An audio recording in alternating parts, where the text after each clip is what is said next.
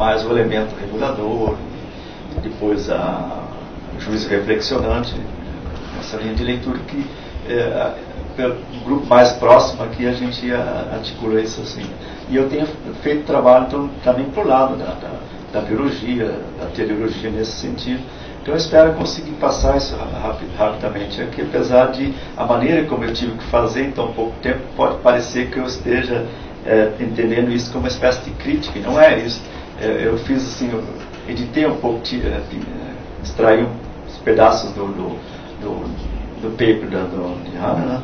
E é para poder fazer o contraponto. O contraponto, na verdade, é mais para mostrar que existem linhas, né? No caso aqui de propor uma linha de leitura alternativa. Não é que eu não entendo que quando se trata dessas linhas mais gerais, se tratasse de defender uma linha contra a outra, mas enfatizar para onde vai cada uma dessas linhas e entender que há essas linhas entre os leitores e os autores, no caso aqui especificamente de Kant, mas abrindo, como esse paper abre, né, para a filosofia alemã pós-kantiana, onde eu propriamente trabalho isso, né? Então é um outro cenário. E para completar a história da tradução, nós estávamos ontem conversando aqui também, né? Nós estamos com um projeto de tradução dos princípios metafísicos da ciência natural, né? Que eu e alguns outros vamos traduzir, e a Patrícia vai ficar encarregada de fazer uma introdução, né? Para dar continuidade a esse trabalho. Então, com relação ao paper de Hannah, ele mexe então com vários temas com que eu venho trabalhando e também tenho textos publicados, infelizmente em português, quando ninguém lê, não é história assim. Eu queria começar ali com essa reação que se teve com essa frase do Nietzsche, né? Que, a meu ver, isso claro que sempre se atualiza isso, mas para mim o que está sendo colocado ali é uma típica tese metafísica, né? E nesse sentido, então, nós estamos diante de um dogmatismo no sentido que Kant pretende criticar e ter superado, né? Ou no sentido do debate posterior que a Patrícia estava explicitando ontem, né? Isso é uma afirmação típica de um realista transcendental, quer dizer, acerca de, assim, da inteligibilidade da natureza, e que não é nada novo. Então, uma coisa do teor dessa minha fala aqui é um pouco para mostrar como se encena depois de Kant ali alguma coisa como absoluta novidade, o que na verdade é o mais antigo, mais velho da história da filosofia. Começa com os pré-socráticos e várias ideias foram desenvolvidas até o neoplatonismo, por aí vai. Então, o primeiro ponto que achei interessante explicitar aqui, que a Hannah estava falando, e no paper está falando ali, fazendo essa caracterização de um período pós-crítico, né? Que ele ainda coloca como a partir de 1787. 1787 é quando Kant retoma temas que implicam a teleologia, né? Então ele se coloca a necessidade de retomar um tema, que são temas pré-críticos, né? Mas que naquele contexto da primeira e da segunda crítica eles não estão previstos, ou não estão, pelo menos não estão em primeiro plano. E aí, a partir de 87 até 90, ele trabalha nesse processo. Então, me parece, eu sempre, porque mais a minha distinção era mais em função do pré-crítico, sempre que eu nunca tinha ouvido alguém falar pós-crítico em Kant, né? Esses dois sentidos de crítico para desambiguar isso, né? Eu posso entender crítico como pensamento crítico em geral, e nesse sentido crítico, Kant é, a meu ver, crítico desde o início até o fim, né? E se a gente toma então crítico como a partir da primeira crítica, né? Então a gente teria um campo assim, pelo menos da primeira à terceira crítica, e a gente poderia eventualmente colocar temas fora disso a partir de 90.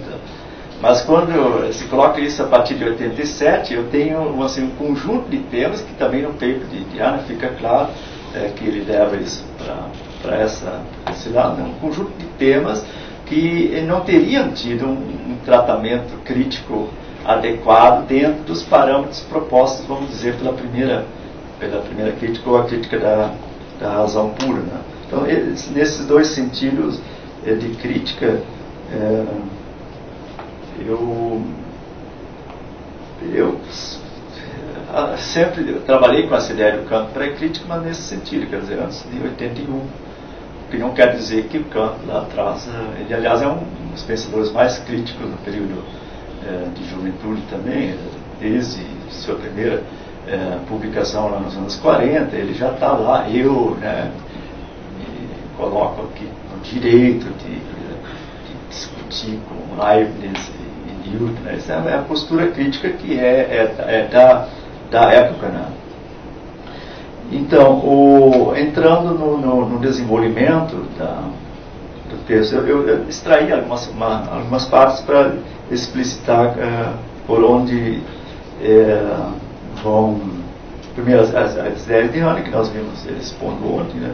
E por onde vai um pouco a minha leitura, que é uma leitura divergente disso, né?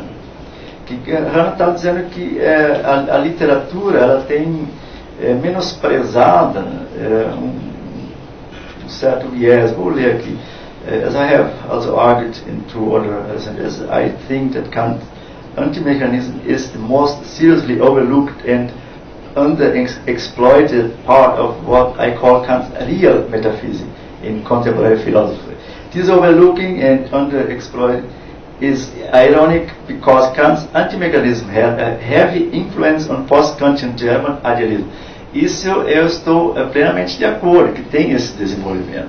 Só que a maneira como isso é apresentado, e em outros cenários também que eu frequento, na filosofia, tanto europeia quanto americana, né, como se isso que vem depois de Kant, nesse cenário de uma filosofia de natureza, fosse uma absoluta novidade, alguma coisa assim, que fosse de fato além de Kant, algo que não estivesse contemplado em Kant. Quando eu entendo que esses temas, na verdade, são temas pré-kantianos, não é? E que quando Kant começa a mexer isso a partir de 87, ele está se vendo assim, levado a pensar a sua própria metodologia um pouco além daquilo que ele tinha feito na crítica da razão pura, para dar conta exatamente de certos temas, né, ou especificamente de certos objetos, como são os seres organizados, no caso dele. Então, além dessa influência sobre o idealismo pós-kantiano, também estou de acordo com essa ideia de um impacto forte na estética, né? Na própria filosofia da biologia, que de certa forma a filosofia da biologia se constitui a partir dali, nos debates, depois que a biologia, a rigor, como nós a entendemos, como uma ciência que engloba todos os fenômenos relacionados à vida, ela se constitui apenas em torno de 1800, porque antes nós temos zoologia, botânica, essas coisas e alguns temas metafísicos relacionados à vida. A partir de Lamarck é que nós começamos a ter um esforço para pensar esses fenômenos ligados à vida como uma única ciência, né? Que vai resultar depois na fixação de uma teoria com Darwin, né? Então que isso tenha sido, que essas implicações metafísicas não tenham sido suficientemente levadas a sério. Além disso, um amplo impacto fora da filosofia acadêmica, na literatura, nas artes, inclusive, então mais recentemente, no movimento ambientalista, né? Isso tudo é parte dessa história, e por isso também faz parte da recepção de Kant. Ou seja, como Hannah parece estar colocando a coisa, o antimecanicismo e organicismo, como metafísica real de Kant, é supermoderno. né? Porque, aliás, vem com os românticos, também toda essa pompa, né? A semente do novo na filosofia de Kant, que desabrocha com a filosofia romântica da natureza. Porque assim, eu estou acostumado a trabalhar esses autores, então é exatamente assim que Novalis, que Schelling colocam isso, né? Quer dizer, ali tem uma coisa que Kant começou a mexer, mas ele não foi capaz de levar isso adiante, né? E isso então é uma maneira de colocar, se eu estou entendendo bem, Hannah ele está se filiando a essa linha. Contra isso, que seria então a minha leitura, naturalmente, que é uma leitura que tem uma história antiga também, né? Contra isso, eu diria assim que finalismo, que é um nome mais antigo para isso, né? Organicismo, vitalismo, e depois do século XVII, antimecanicismo, porque o mecanicismo é um fenômeno que se constitui assim no século XVII, a partir de Descartes. São as posições metafísicas mais antigas da história da filosofia, né? Tendo sido desafiados seriamente apenas a partir da constituição da ciência moderna. Ou seja, um desafio realmente consistente a essa maneira mais vitalista, ou muito mais antiga ainda, animista, né, de se aproximar da natureza. Isso só tem um desafio teórico mais consistente a partir de Galileu, Descartes, Newton, quando se constitui então uma nova maneira de conceber a ciência da natureza, né? Porque o que a gente tem nos antigos, com Demócrito, né?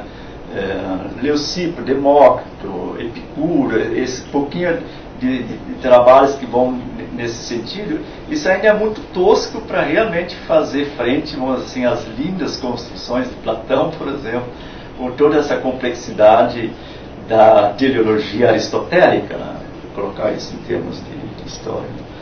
Então, o truque dos românticos foi empacotar esta velharia metafísica na embalagem da novíssima filosofia da natureza, que encontra admiradores até hoje, como, por exemplo, não estou colocando Hannah, estou aproximando ele disso, né? Como, por exemplo, Friedrich Peiser, que Hannah deve conhecer bem, que em seu monumental livro German Idealism, Schellingianiza, né?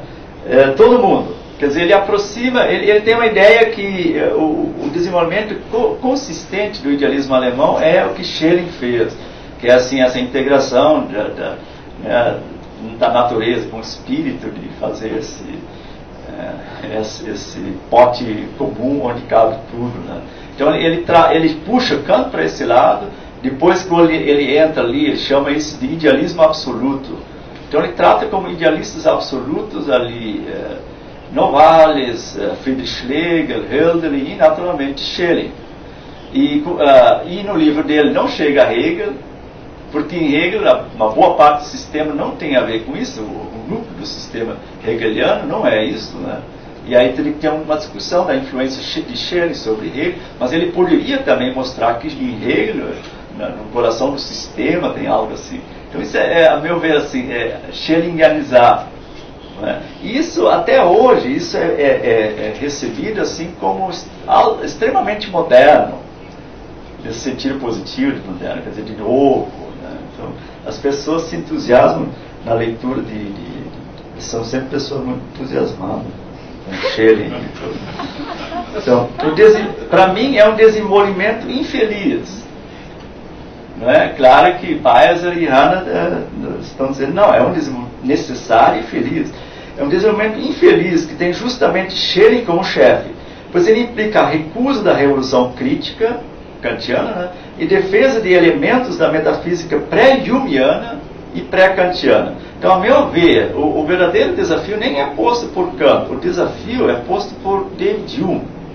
É lá que eu devo começar a aprender a ver dificuldades nisso, de sustentar esse tipo de discurso acerca de certas pretensões cognitivas acerca da natureza. E Kant, a meu ver, já é uma tentativa de salvar alguma coisa desse descalabro cético e humiano. E isso, nesse desdobramento ali romântico, isso fica muito obliterado, fica muito apagado. Então, uma passagem ali para mostrar o acordo que Hannah de fato está pensando em boa parte conosco nessa questão, que Kant, seria uma passagem que eu enfatizei, esse negrito aqui é meu, né? Kant se entende, né, como um mecanicista newtoniano. Então, isso assim, essa é a letra da filosofia de Kant, não só na crítica de razão pura, isso também está implicado nas extensões que ele está fazendo depois da primeira crítica, inclusive na crítica da faculdade do juízo. Quer dizer, ele nunca colocou em questão o princípio do entendimento, né, que está implicado um mecanicismo newtoniano. Quer dizer, o direito do entendimento para dar as explicações de objetos da natureza, nesse sentido, não é limitado. A questão é, além disso, né? Então, para explicitar a posição, né? E aí vem, então, a maneira de trabalhar, né? Assim, enfatizar aqui, mas já em 1763, e aí começa, então, o que se encontra muito na literatura, né? Como é que se interpreta, como é que está sendo levado no sentido assim, que Kant vem mexendo com essa coisa, né, de uma visão antimecanicista da natureza desde os tempos pré-críticos, né? E aí ele conclui isso lá na fase preparatória da crítica da faculdade do juízo. Na verdade, como eu entendo essa história, o Kant pré-crítico está partindo de Leibniz, ou dos Leibnizianos. Eles são teleologistas, né? Leibniz, ele está ali defendendo que nós, depois do mecanicismo do século XVII, nós devemos resgatar uma série de conceitos que a tradição que Descartes e os cartesianos tinham sugerido que deveria ser deixado de lado. Na verdade, tem ideias muito boas, elas todas envolvem essas noções teleológicas, vitalistas, né, do organismo, da vida. Né? Isso é uma parte importante da tradição aristotélica. Né? Então, essa maneira de tratar como se Kant tivesse... Não, ele está ali ainda seguindo uma velha tradição. E essa outra, que também foi ontem na conversa sobre o opus póstumo aqui, né? Também fiquei me perguntando como é que Hannah opera com o opus póstumo. Porque isso, de novo, na literatura, se encontra muito os entusiasmados do opus póstumo. Porque assim, são aqueles que não se sentem à vontade com os estreitos limites propostos por Kant nas críticas, né? E que ali vem, assim, ele está quase, já quase falando a linguagem de Schelling, eles começam a se perguntar se ele não poderia ter lido alguma coisa de Schelling, né? E é um projeto muito complicado, ninguém, na verdade, propôs uma leitura consistente no sentido de mostrar o que Kant quis com aquilo, né? E depois, pensando que isso é para o fim da vida dele, ele pode muito bem, de fato, estar repercutindo teses que estão sendo discutidas, né? A partir em torno de Blumenbach, naturalmente depois, meados da década de 90, em torno de Schelling, já. Isso começa a constituição dessa filosofia de natureza romântica. Né? Lembrando que Goethe está também escrevendo nessa linha dele. Então não é descartar que Kant realmente tivesse uma preocupação com isso. Agora eu duvido muito que ele tivesse chegado no opus póstumo uma posição, primeiro, divergente daquilo que ele estivesse disposto a defender, né? Ou então uma continuidade daquilo do método que ele propõe a partir da primeira crítica. Porque ali Hannah está dizendo o seguinte, né? Que Kant está trabalhando hipoteticamente com uma emergência, né, dualista, né, de mecanismo natural e organicismo, colocando isso em termos mais tradicionais, mecanicismo versus finalismo. Ora, isso é Leibniz. no contexto da formação e do entorno de Kant. Isso não é nenhuma novidade. Então, se Kant está fazendo isso, ele está, vamos assim, retomando velhos temas e repensando esses velhos temas, né? E é claro que aí, se nessas notas que não foram feitas para publicar, ele estava fazendo notas para uma possível obra futura, né? Se ali, de repente, tem uma observação que parece prenunciar uma filosofia da natureza romântica, né? Isso, a meu ver, não deve agora ser explorado para dizer que Kant, lá nos anos 90, ele começou a olhar para a sua obra crítica e diz assim, estava me faltando alguma coisa. Porque eu acho que a nossa maneira de trabalhar mais exaustivamente o aspecto metodológico, ligado não à analítica transcendental, mas à dialética transcendental. Quer dizer, esses procedimentos analógicos, com função reguladora, depois na faculdade de juízo, como juízo reflexionante, que essa a meu ver, o grande potencial metodológico que Kant tem para tratar desses temas. Porque aí, assim, ele nunca é obrigado a se colocar essa questão se ele tem que dar um passo no sentido de um realismo. Ele pode trabalhar esses temas, mas como um antirrealista, no sentido de realista transcendental, né, que foi que Patrícia estava enfatizando ontem. Então, colocado assim, desculpe, preciso cuidar do meu colírio aqui. Eu não tenho, não é muita página aqui, você não precisa se preocupar, já estou terminando. Até para a gente poder dar tempo para a Hannah que abrir a conversa conosco, né? Porque eu só estou colocando umas ideias. Em parte, eu acho que esse projeto, né, que lá o Loparik chama de semântica transcendental, acho que esse projeto o Hannah já conhece lá de Campinas, né? Se não me engano, já foi como esteve lá discutindo com ele. Colocado assim, então, trata-se apenas de uma versão atualizada de ideias de Leibniz. Quer dizer, a possibilidade de uma dupla descrição da natureza, mecânica e finalista, nada difícil de imaginar se é admitido Deus como criador ou produtor original, que tivera ampla defesa antes de Kant e ainda no entorno de Kant. Nada difícil de imaginar, porque assim, quando um relojoeiro ele faz um relógio, o relógio é inteiramente mecânico, mas ele é pensado todo de maneira finalística. Né? Então, assim, esse é o debate. E essas são as ideias que são desenvolvidas por Leibniz. Né? E que Kant conhecia muito bem, várias dessas coisas ele repercute na obra dele. Kant retoma a questão de uma possível teleologia da natureza a partir de 1787 e conclui que é preciso operar com ela para dar conta de um fenômeno específico, ou dos seres vivos como aparentes fins naturais. Mas como? Quer dizer, ele tem lá um problema se com nossas explicações mecânicas não estamos chegando lá. Como então a ciência pode lidar com isso? Pensando, e aí vem a nossa maneira de trabalhar isso, pensando analogicamente. Não é? A finalidade da natureza é pensar por analogia, não é determinante. Não é? Pensando analogicamente, reguladoramente, então o uso de ideias da razão um uso regulador, né?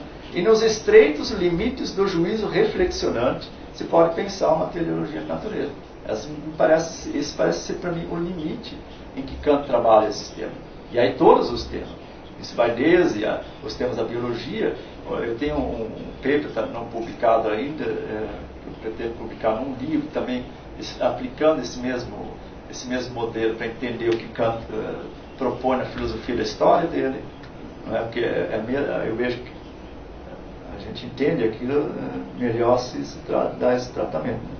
Hannah, depois de um longo desenvolvimento sobre o Rise of Organism, que ele teve lá de mente, né? Mas, em minha observação, o organicismo é a doutrina mais velha, tratando-se, portanto, não de uma inovação, porque esse Rise sugere que ali está despontando, mas de uma reação a uma novidade da ciência moderna, que é o esforço de procurar explicações mecânicas no sentido bem vasto, que incluiria então a dinâmica, não nesse sentido limitado cartesiano, né? Contrapondo aos mecanicistas Boyle e Locke, Leibniz e o Kant pré-crítico, não é? Que no contexto ali, de fato, o ponto. E aí, como já explicitei aqui, que a nossa leitura seria de levar isso para se explicitar melhor o que é o método, esse método proposto do uso regulativo. Hannah está cobrando, né, que at the same time, Kant himself could never fully advance beyond the thesis that organicist concepts have only a regulative use, not a constitutive use. Nisso nós estamos de acordo. Né? É o que reclamavam já Schelling e os românticos. Isso ali nos anos 90, exatamente quando Schelling começa a desenvolver sua filosofia de natureza, ele diz assim, olha, parece que Kant está assim, ele está vendo lá, né, a verdade, mas ele diz, não podemos ir até lá. Então, gente, nós somos jovens, né, nós temos coragem, vamos lá, né, e aí então, dar o passo daquilo que é regulativo, reflexionante, né, no caso do regulativo, no sentido de dar o passo para o uso constitutivo. No caso do juízo reflexionante, tratar isso de fato como um juízo determinante. Né. Isso então aparece na sequência ali no paper de Hannah. Né. Em outras palavras, o que estou propondo é que tendo como ponto de partida o fenômeno organicista, o fenômeno dos seres orgânicos, né, na verdade, isso é um outro problema em Kant. Né? Porque Kant, na crítica da faculdade de juízo, ele tem um desenvolvimento lá para dizer, se nós não levássemos noções finalistas para o objeto, nós sequer perceberíamos que um certo objeto não se deixa explicar pelo princípio mecanicista. Não é? Então, a própria fenomenalidade de um organismo já está contaminado por uma noção de finalidade. E que, nesse sentido, o debate começaria por aqui. Em que sentido eu posso tomar essa noção de seres orgânicos não redutíveis a processos mecânicos como um fenômeno a servir de ponto de partida. Então, esse seria... É claro que aí nós começaríamos uma conversa muito mais longa. O que me pareceu, porque eu pensei isso aqui, era mais em função dessa segunda realçada que eu fiz aqui, né? Que nós não deveríamos permanecer nesse limite que Kant quer se manter, né, condizente com o seu newtonianismo, né, mas put forward the radical doubt that there is a fully constitutive use of organicist concepts. Essa ideia de que, e aí se eu entendo bem, Hannah está dizendo, nós, assim como Schelling fez lá atrás, nós devemos dar esse passo e começar a operar constitutivamente com esses conceitos. Isso então leva a desenvolvimentos que são assim, de certa forma, são desenvolvimentos no oposto daquilo que eu e talvez Patrícia e Daniel estivessem dispostos a defender, a desenvolver. Então, isso de dar esse passo do regulativo para o constitutivo foi justamente o que fez Schelling. De fato, é um pensamento radicalmente metafísico, mas nada novo. No fundo, é a essência do aristotelismo e do platonismo tardio. Essa ideia que temos que pensar a natureza de uma forma vitalista, organicista. Né? Então, o antimecanicismo então passa em sua versão clássica. Isso vem, aqui eu só pensei dessa aproximação que Hannah está colocando isso de uma forma assim, juntando forças para o lado dele, e isso para mim, na verdade, é antes algo que me leva a desconfiar. Porque essas aproximações com esse capital romântico, eu trato ele como suspeito. Quer dizer, ali se está tratando uma coisa que não necessariamente tem assim, um nível em que a ciência moderna está... Eu não estou querendo dizer que essa linha de leitura não seja muito atraente, né? Só estou querendo apontar que eu... considero a proposta da ciência moderna e um Kant que vai no sentido da ciência moderna, então um Kant newtoniano, que existe um potencial enorme e que a gente pode defender né? E sem recuar, né? Essa coisa de apocalíptica que o Wittgenstein, da citação inicial, tinha colocado lá, assim, não sabemos onde isso vai levar a humanidade, né? Aparentemente está levando a uma catástrofe, mas qual é o problema? A natureza sempre teve cheio de catástrofe. E se vai ter gente depois disso é uma questão de aposta, né? Agora dizer que a ciência ela é, assim, é quase cheiro, né? O mal. Kant é um antideterminista em filosofia moral. Então esse é um outro aspecto, né? A questão assim, porque parece que Hannah está trabalhando toda essa temática ali como se tivesse que ser decidido em teoria, quer dizer, no domínio teórico.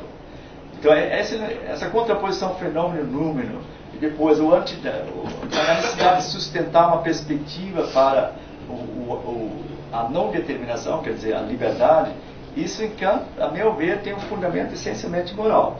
O que explica seu longo empenho em sustentar em teoria a possibilidade da coexistência do princípio de determinação causal e da causalidade livre, que é então da determinação pelo entendimento e ainda assim a liberdade. É todo o esforço da dialética transcendental está empenhado nisso.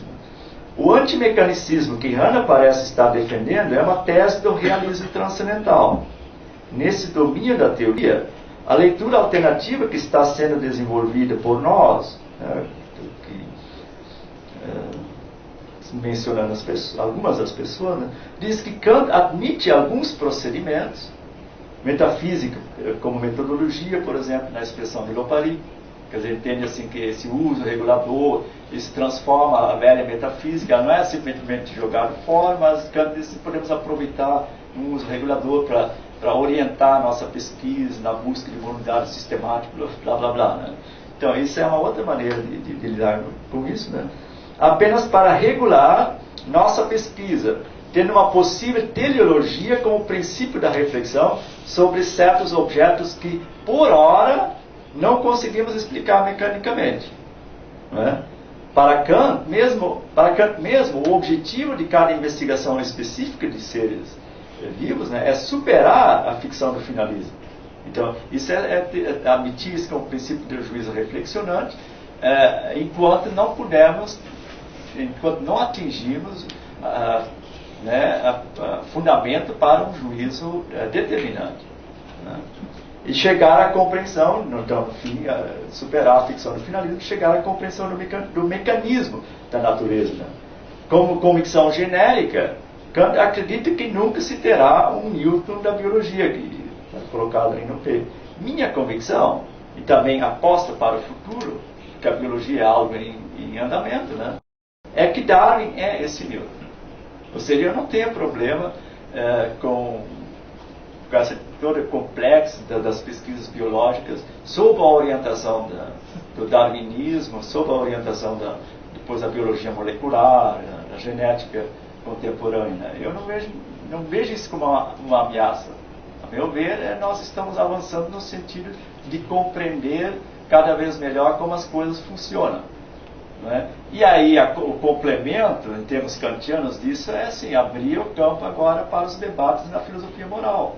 E aí é claro que por onde eu enveredo é bem diferente dos meus colegas, porque eu sou um estudioso do idealismo alemão, eu vou até Hegel, até Marx, né? Então, quando estamos na filosofia prática, eu abro o campo para esse lado. Né? Então é o que eu consegui em 2 horas ali, extrair do seu texto, né? E colocar, não em termos de crítica, mas de explicitar que não só é possível uma leitura alternativa, mas que nós estamos desenvolvendo uma leitura alternativa entre nós.